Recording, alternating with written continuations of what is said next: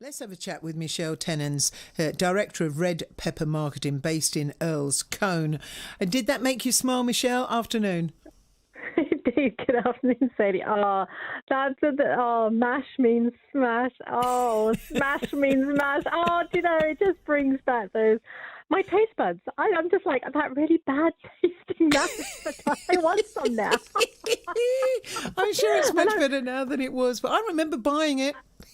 Yes, didn't we? And we were like, look what this does. It was meant to be the big time-saving moment for mothers of the 1970s or 80s. I can't even remember when that was. No. It must be 70s and 80s. And how powerful a tool is nostalgia when it comes to advertising? It's huge. It's absolutely huge because it creates that emotional connection with the consumer, and that's why brands do it. Is that they want that empathy, that factor, that and the recall as well. Because how many years later, and you're still tapping your pocket or doing a finger of fudge is just enough. Yes. You can finish that, can't you? Yes, absolutely.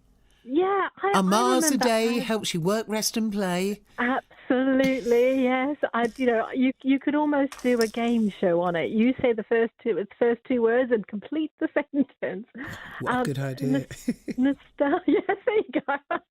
Nostalgia is hugely popular with the marketeers because they know that there is that connection and the psyche that just gets consumers to stop and listen. And over the years, so many times that's happened, and particularly as we move, I hate to mention it, into the Christmas season, that nostalgic ads are particularly well known to be connected with holiday season. So if you're a brand and you're developing an ad campaign and it's going to run through the holiday season, nostalgia is one of the tools that you may look to, because at that time of the year, people are connecting in their minds subconsciously to themes of family, of gathering, of being together. So you're wanting to place yourself in that. And that's why so many of our Christmas ads, from John Lewis and all the rest of them, they often are retro themes, both visually and auditory-wise as well, because a brand looks not just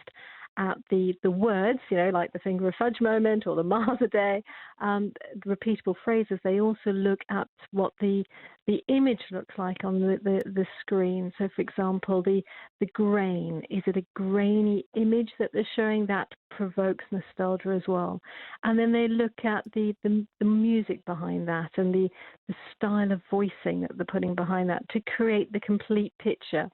Because what people want at Christmas, isn't it, is nostalgia. I think there was an advert quite recently in the last couple of years that had gone down a very politically correct, right-on sort of, and it didn't do as well, it seemed, because we talk about adverts sometimes, as those who just take you back to the good old days. It didn't do as well. They don't want to be taught something at Christmas, do they? They want to be reminded of good times. That's it, and it's that memories that it evokes, and that gives the commercial that sort of positive connection. It can go very wrong, as you mentioned. Brands can get it wrong, and that's why so often brands, when they're advertising nowadays, they aren't just doing a hard sell. Buy this. They're actually talking about a lifestyle. They're talking about a message. And we've also seen that a lot where they've been bringing through social messaging.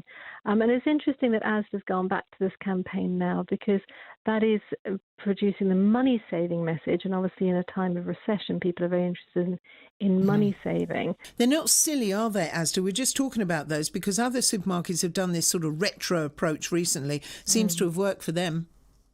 Yes, absolutely, and it does. We do like a walk down memory lane.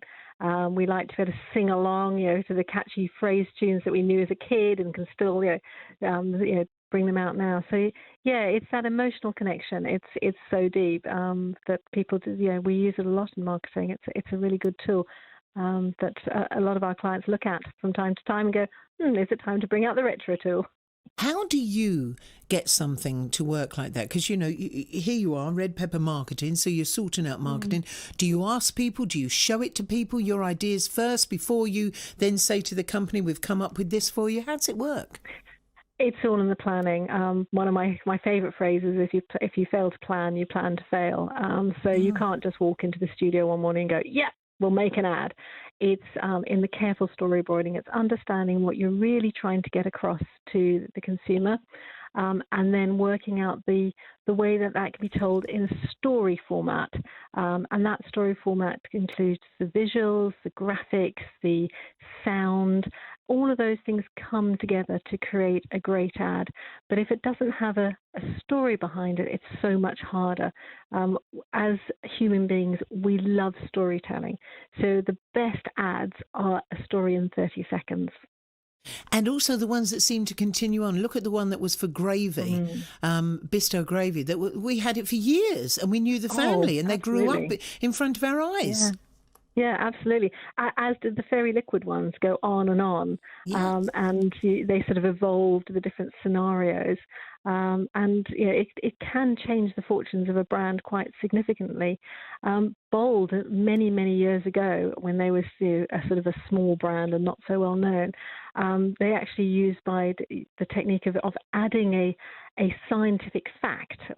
They present it as a fact to their thing. It wasn't just bold washed whiter, it was bold washes whiter because it's biological.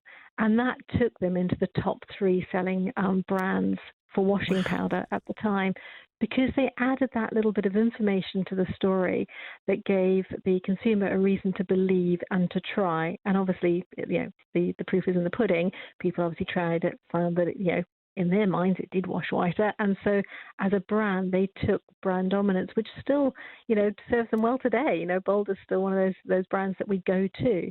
And so many of the good brands have taken that time in the planning and in the execution, which is why often these ads cost such a fortune to make, because there is all of that thinking behind where they're going and where they're taking their consumers and understanding them. Clever if you can come up with it as well, I should imagine. Cara, thank you very much indeed, Michelle, for joining us. Interesting looks behind the ads as well. And certain things just stay with you, and certain things make your tummy go in a certain way. And as you said, fairy liquid there, my memory went to, for hands that do dishes that are soft as your face, use mulch green, fairy liquid. I haven't thought that for years. I don't think they do it anymore. So can you tell me the ones that you remember? 0800 111 40